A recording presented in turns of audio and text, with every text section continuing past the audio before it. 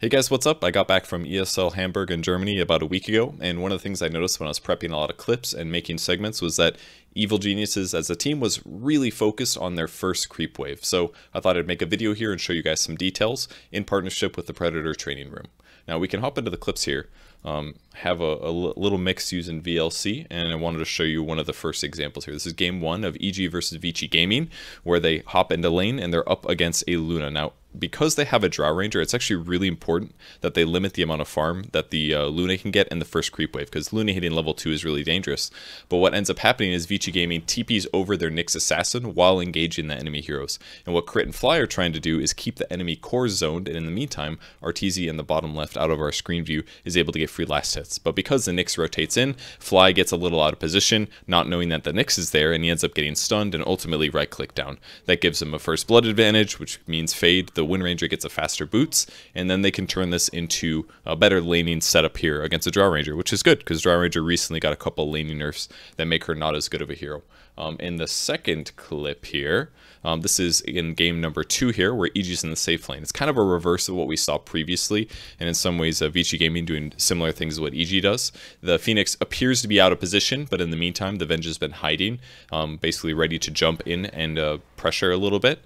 And they're able to do a stupid amount of damage to Arteezy. The lane just started here, and now he's already got to use a healing salve. So this is a really good laning advantage for Vici Gaming, kind of a reverse of what we saw in the previous match. Now, it might seem like these are really small samples of the overall game, and that it doesn't seem like it has a big impact, but it truly does, because not only do you do a lot of harass, but you're also guaranteeing that you get much more experience from the creep wave, because every time you deny an enemy creep, you're getting equal experience as any enemy heroes nearby. So if you get control of the first 1 or 2 creep waves while also zoning your opponents for a better trade, it gives you a huge lane advantage that if it cascades, it becomes like a dead lane that you just can't go to the lane because your opponents are getting so much more experience than you. So in this case, Arteezy not only loses regen advantage, but Paparazzi is able to get more last hits and denies, and that means they hit level 2 faster, which means when they hit level 2, they can then go for another really big trade that gives them an advantage. And Luna was really effective with this.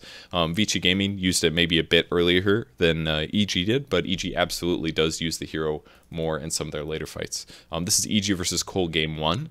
In this example, we have Luna on the bot lane. This is Arteezy blocking here, trying to keep the creep wave as close to their tower as possible, and the 2 supports then go in the lane and try to zone Enigma away from it. One of the benefits of Enigma is that he denies experience by killing one of the lane creeps, but because they're zoning him away from their creep wave when they actually meet up, that means Arteezy's going to be able to deny faster. And one of the first creep that actually got denied is going to be this range creep here. Because they zone that enemy heroes so much, Arteezy's able to deny that range creep even before they get in experience range. So despite them also denying one of the melees that Arteezy was able to get, it doesn't matter as much because they're actually at equal experience at this point in the laning stage. So yeah, he got that extra range creep, but what ends up happening is because his range creep died, and because they denied so many creeps, EG's wave is going to push under the tower. And this means that Enigma's going to be able to get experience and guarantee that he can try for last hits. But they did a really good job focusing on denying the creeps. I believe they got 2 of these. In the next wave, Winter Wyvern, I remember, ended up getting 1. That was a little surprising, but really focusing on the denies here to limit the amount of experience that the Enigma can get, which is incredible, because normally Enigma just gets a huge experience advantage from having these kinds of things. So yes, they did maybe overcommit their heroes a little bit by having 3 here, but at this point, the creep wave pushes all the way back towards the tower. Arteezy can sit here and last hit at his own desire, getting every last hit if possible, and most of the denies. And now if Enigma wants to approach, it's actually really hard, because as a hero, Enigma's not that survivable. He's not that fast. He doesn't do that much damage outside of Eidolons. And EG just hit level 2 here, which is about the same time as Enigma. So rather than Enigma getting a faster level 2 and getting more gold and advantage, Luna's already up to 6 last hits and 5 denies compared to the 2 and 4 of Enigma. So they get more levels, they end up getting more experience, and as soon as they hit 2 here, they instantly go for a kill on the Enigma, and there's actually nothing he can do to stay alive. So just a little bit of things like zoning the enemy heroes from the creep wave, that way they get there late. Getting good creep wave positioning to get more gold and more last hits makes a huge difference.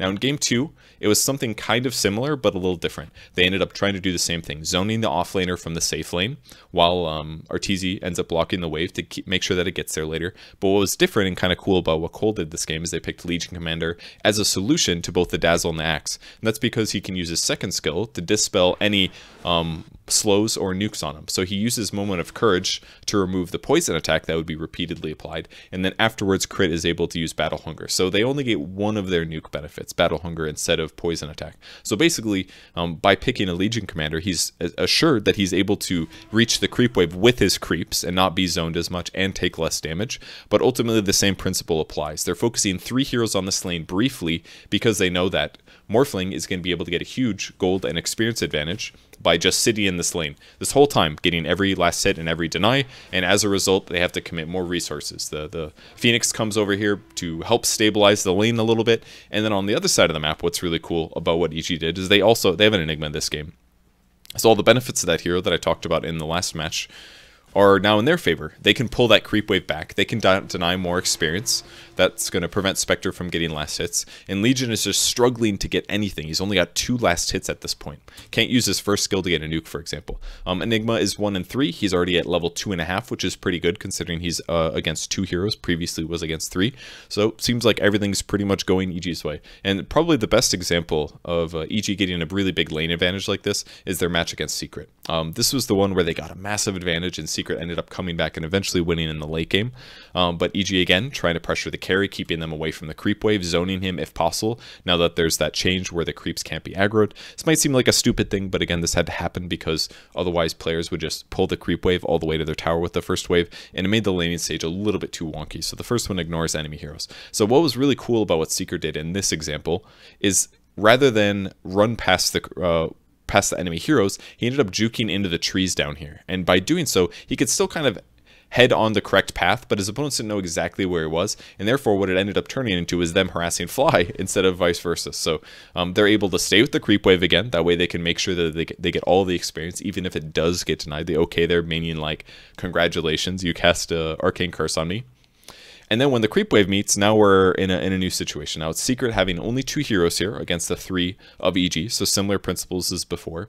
And what Puppy wants to do initially is pull the creep wave. He did this by right-clicking the Luna, and that's going to pull these 3 melee creeps all the way over to his range creep. And when this happens, and they start attacking again because they've now lost aggro against Puppy, they're going to start attacking their range creep. And they want that to happen because if their range creep dies, the EG wave will push, which means that the wave will stay towards their tower and they get more last hits. That's a very good thing, right? But the problem by doing it is that if you pull your creep wave past a little bit, they end up taking a little bit more damage. And now their melee creep is below 50%. And as soon as it gets there, Ortiz starts attacking it. Crit was doing his best to basically zone Puppy in the meantime. He does take quite a few hits from these 2 heroes, which means that they can't also be up here to power deny. So then EG basically postures forward a little bit. They both focus their right clicks on denying the first creep, which basically means, okay, now our wave is not pushing. Okay, you tried to deny your range creep, but we're just going to kill our creeps faster so that they don't deal damage. Anisha has to use his Metamorphosis here so that he can actually contest last hits a little bit, which is important because if he's a melee hero and he's in a 2v3 situation, he's just going to get zoned by the 2 supports that are trying to move in between him and his last hitting target. But the problem was that attacking Arteezy in this moment accidentally pulled this melee creep as well, which means this melee creep now gets pulled away from the range creep, and in the meantime, it's not contributing damage to the wave. And then what Crit's able to do is he's able to put his hero in between the creep wave and in front of Nisha, in addition to the fact that not only is it him there attacking the terribly, but there's also a creep there. So pulling the creep here was kind of a big mistake for Secret. So now Crit can sit here and zone a little bit. Arteezy is able to still continue getting last hits and denies, and now the second creep also coming over because the range creep died and it aggroed over here towards Nisha. So Crit just gets to trade his life a little bit with Nisha's while Nisha gets last hits. Arteezy controls the creep wave that's pushing up here, and he did the same thing. He ended up right-clicking an enemy hero. It can be anywhere on the map, doesn't need to be within your screen or close by you. He pulls the 3 melee creeps to his range creep to do the same thing that Puppy tried to do in the first place. While still getting the last hits, he's going to miss one of the creeps, but that's okay, because he instantly goes into denying the range creep here. And now he's done the same thing and counteracted exactly what his opponents wanted to do. He pulls the creeps back, he denies his range creep so that his creep wave doesn't push, and now Secret is more or less zoned from their lane. Their next creep wave comes up and meets the enemy creep wave, but now it's going to be passive because the Secret wave is going to have more. And on the same page, 2 of the supports for EG are again doing the same thing, zoning both Terrorblade and the Vengeful Spirit to keep them here. And now this is the creep wave. EG has 3 melee creeps. Secret has 3 melees and a range. That means their wave is faster or stronger, and it's going to push towards the EG tower. And now the lane is basically just dead here for Secret. And the worst part is that Nisha's Metamorphosis is now ending. So this is his one skill point that he could use to do something, but the problem is that he only has one last hit so far. It's crazy. And it might seem like, oh, maybe this stuff just happens sometimes. But I can tell you that consistently, when EG felt like they had an opportunity to do this, they attempted this 3 heroes in a lane, zone the heroes from the lane, get a level advantage, and let that give you a fast level 2. That is consistently their move, and I saw them win at least 2 games, and this was almost their 3rd one. In my opinion, that they were able to win just with this laning advantage. So finally the creep wave dies and the next creep wave comes, but it's still the same situation. Their creep waves are meeting, they have one less creep, and they're able to keep this creep wave super far from the tower. And here's an execution of really showing how everything matters. YapzOr finally teleports down to end up trying to impact this tri lane, see if they can get a kill. But right when they do, like a second before this happens, look at Crit's level. Last hit happens, level 2 gets picked up between the Luna and the Tiny. And we could also argue that it's probably likely that Fly was intentionally standing more left than before. As in, like, he didn't want to take experience because Tiny getting level 2 and Luna getting level 2 are so important that if they get it a little bit faster, it's going to give them a bigger window to end up fighting Secret. So if he would have spread the experience 3 ways this whole time, they wouldn't hit level 2 right now. And then when this fight happens, they don't have these extra skill points. So now, because YapzOr goes in at the same time they hit level 2, they have extra skill points. And the important one is obviously Tiny getting either Toss or Avalanche is a ton of damage extra. And then also Arteezy getting Lucent Beam. It's a 6-second cooldown, 75 damage nuke, I believe, for a 0.6-second stun, which is quite a bit in the early game. So instantly they kill the Earth Spirit. Nisha's literally a walking melee hero. Crit's able to run away. When things were getting a little scary, like Puppey was about to get a kill with a Wave of Terror, he ends up tossing him back to Fly so that he's not in range again. And they're also able to chase down Nisha with the extra level 2 that Fly picks up. So this is crazy. A huge advantage. They have a 1k gold advantage at 2 minutes into the game. All because of what they did in the laning stage. It was so impressive when I caught these backstage. I made a couple of Weatherman segments about it, but I wanted to make a video about it here to show you guys because it was super cool. And it's really hard to organize this and play like this sometimes in pub games because it does take a lot of coordination and a lot of lane control. But if you're able to notice little advantages like this and control where the creep wave goes by power denying when relevant, when blocking properly, when zoning heroes from even approaching the creep wave, it's going to throw your opponents off. And I promise that if you guys try this in some of your stacks, it'll make a big difference in the first creep wave and might get you fast level 2 and might just mean that you control the whole lane and they just have to go jungle, which is basically what happened in Secret here. Secret was actually on the back foot for like 45 minutes because of some of the things that led to this first engagement going so well for them. So that's what I wanted to show you guys in the video.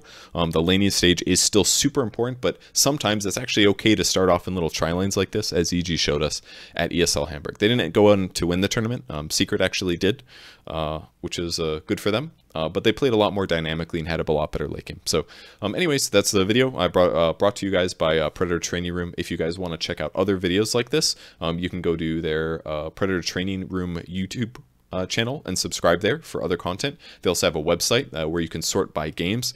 Some of the content you can watch, D2 Bowie has some videos that are really awesome on their YouTube channel as well. So go check those out. And that's it. Thanks for watching, guys. Have a good day.